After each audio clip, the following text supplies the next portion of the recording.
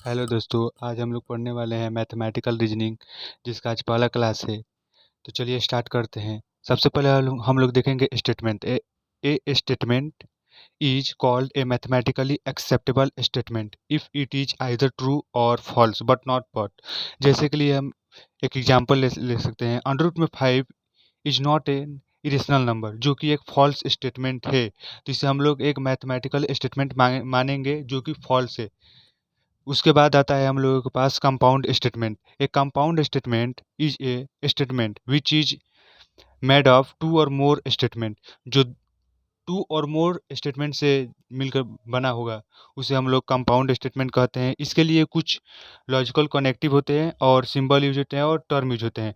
तो और बाइनरी के लिए हम लोग जो सिंबल यूज करते हैं उसे यूनियन लिखते हैं, और जिसके लिए जो टर्म यूज होता है उसे डिसजंक्शन कहते हैं, और एंड बाइनरी के लिए जो सिंबल यूज होता है उसे इसे हम लोग कहते हैं इंटरसेक्शन। इसे हम लोग इंटरसेक्शन कहते हैं, और इसके लिए जो टर्म यूज होता है इसे कंजक्शन कहते हैं।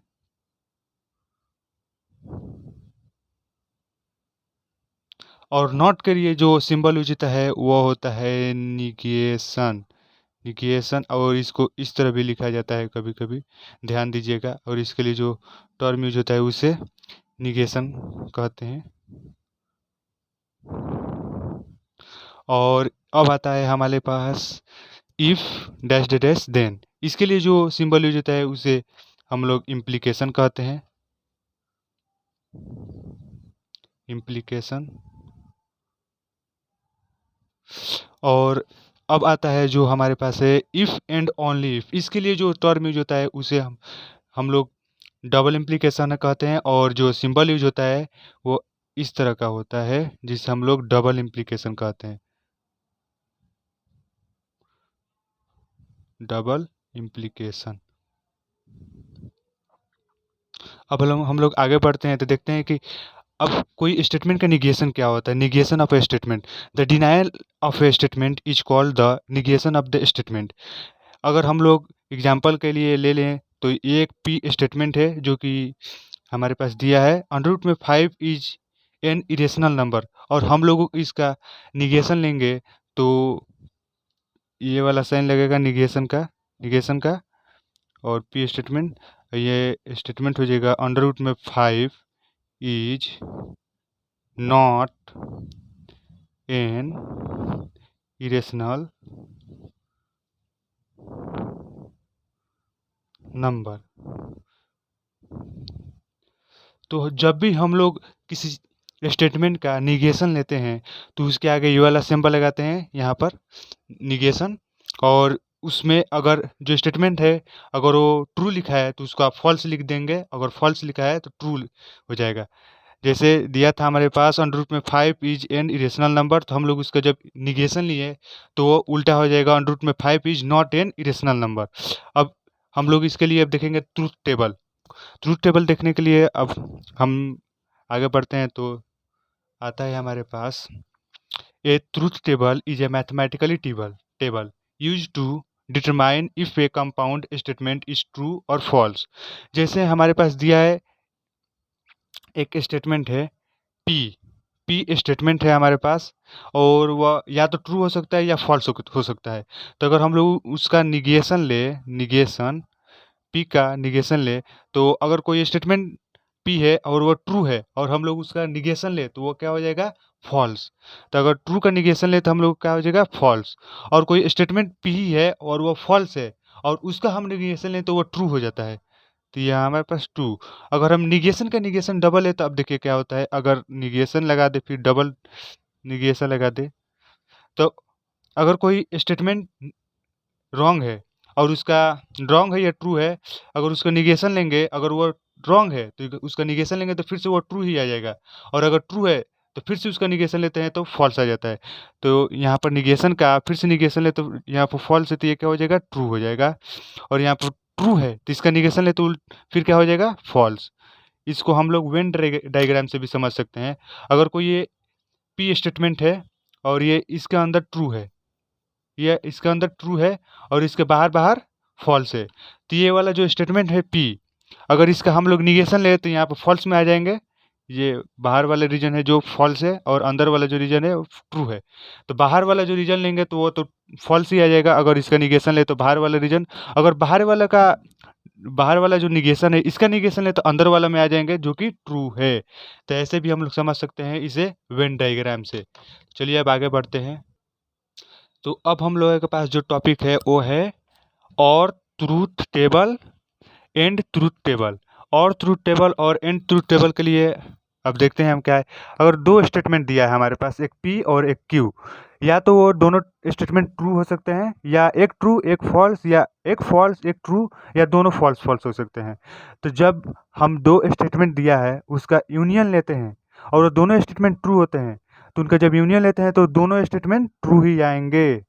और या तो पी यूनियन क्यू लें या क्यू यूनियन पी लें, दोनों ही जो दोनों ही सिचुएशन में जो हमारा आंसर आता है वो सेम ही आता है, तो यहाँ भी ट्रू ही हो जाएगा। और अगर पी का इंटरसेक्शन ले क्यू के साथ और दोनों ट्रू हैं तो भी ट्रू होगा। अगर क्यू का इंटरसेक्शन पी के साथ लें और दोनों ट्रू है तो भी ट्रू ही हो जाएगा। अब यहाँ पर समझने वाली बात है जो कि ध्यान दीजिएगा। अगर कोई स्टेटमेंट फिर पी जो ट्रू है और क्यू फॉल्स है तो उसका जब हम लोग यूनियन लेंगे तो वो हमेशा ट्रू आएगा। एक ट्रू होगा तो वो ट्रू ही होगा। अगर क्यू भी इसका भी इंटरसेक्शन ले तो वो भी मेरा मतलब यूनियन ले तो वो भी ट्रू ही आएगा। लेकिन यहाँ पर कुछ उल्टा हो जाता है जो कि हम बता रहे हैं आपको। अगर P स्टेटमेंट ट्रू है और Q फॉल्स है और इसका इंटरसेक्शन लेंगे तो वो स्टेटमेंट फॉल्स हो जाएगा। वो वाला जो ये वाला जो हम लोगों का सॉल्यूशन आता है वो फॉल्स होता है। और Q इंटरसेक्शन P का भी जो होगा वो भी फॉल्स ही होगा। ये ध्यान रखिएगा। यहाँ पर देखिए, अगर P जो है यहाँ पर फॉल्स है और Q यहाँ पर ट्रू है तो इनका दोनों का हम जब इंटरसेक्शन लेंगे तो ये दोनों ट्रू आएंगे, और इनका भी लेंगे तो ये भी ट्रू ही आएगा। लेकिन इसका फॉल्स आएगा क्योंकि एक स्टेटमेंट ट्रू है और एक स्टेटमेंट फॉल्स है, और उसका जब हम इंटरसेक्शन लेंगे तो वो फॉल्स आएगा और यहाँ भी फॉल्स ही आ जाएगा। अब यहाँ पर जो समझने वाली बात है ये देखिएगा। यहाँ पर पी भी स्टेटमेंट है जो फॉल्स है और क्यू भी स्टेटमेंट जो है वो फॉल्स है, और दोनों का हम लोग यूनियन लेंगे तो वो फॉल्स आ जाएगा।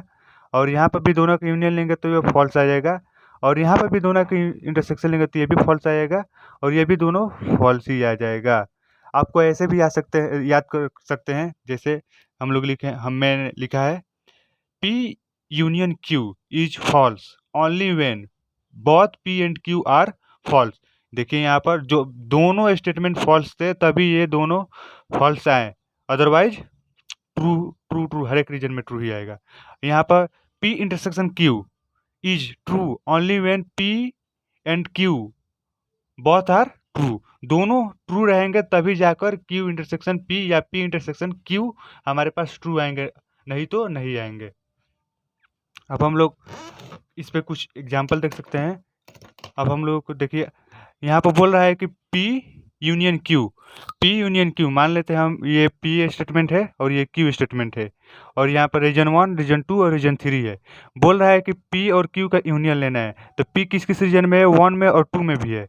P किस में है, 1 में है और 2 में भी है, और इसका इंटरसेक्शन लेने का बोल रहा है Q से। Q कहाँ कहाँ है, 2 और 3 दोनों रीजन में है, तो यहाँ पर 2 और 3 दोनों और हम लोग जब किसी भी चीज़ का यूनियन लेते हैं तो उसे दोनों में जो जो नंबर रहते हैं उसे लिख देते हैं बिना रिपीट किए। तो यहाँ पर 1 है तो 1 भी लिख देंगे, और 2 है तो 2 भी लिख देंगे, और 3 है तो 3 भी लिख देंगे। तो ये तीनों रीजन जो है ये वाला रीजन होगा P यूनियन Q।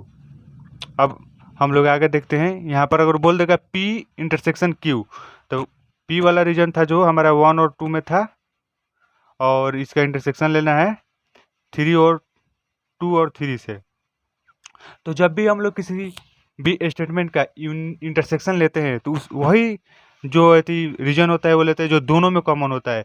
तो यहाँ पर 2 कॉमन है, यहाँ पर 2 कॉमन है, तो यहाँ पर हमारा जो आंसर आएगा वो 2 ही होगा। अब जो हम आते हैं यहाँ पर देखते हैं, बोल रहा है कि P का इंटरसेक्शन लेना है Q नॉट के साथ, मतलब P लेना है लेकिन Q नहीं लेना है। तो यहाँ पर P देखिएगा तो 1 और 2 रीजन में है, और Q का भी देखिएगा तो यहाँ ये 3 और 2 में है, तो हमें वो रीजन बोल रहा है जिसमें क्यू नहीं हो। तो यही स्टेटमेंट एक बचता है जो हम लोगों का आंसर होगा पी, जो कि रीजन 1 है। और यहाँ पर बोल रहा है कि Q intersection P not, P का निगेशन मतलब क्यू तो रहना चाहिए लेकिन पी नहीं रहना चाहिए। तो यहाँ से 1 और 2 में पी है तो इसको छोड़ देंगे और यहाँ पर जो हमारा आंसर आएगा वो 3 आएगा।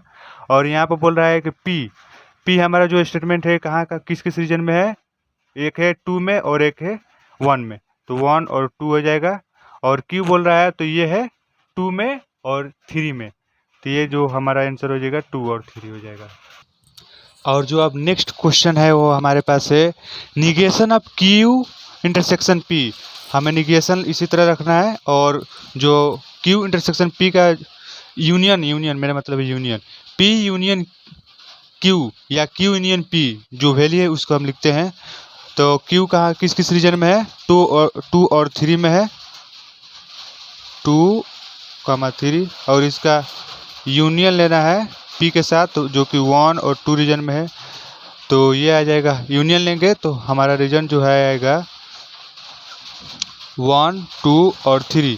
और निगेशन जब भी देता है तो वह रीजन, ये निगेशन का मतलब है 1, 2, 3 वाला रीजन छोड़कर बाकी जो रीजन है वो हमारा आंसर होगा। तो क्या हो जाएगा, ये वाला रीजन, बाहर वाला रीजन, इसको रीजन नंबर 4 मान लेते हैं, तो आंसर आ जाएगा हमारे लोगों का 4।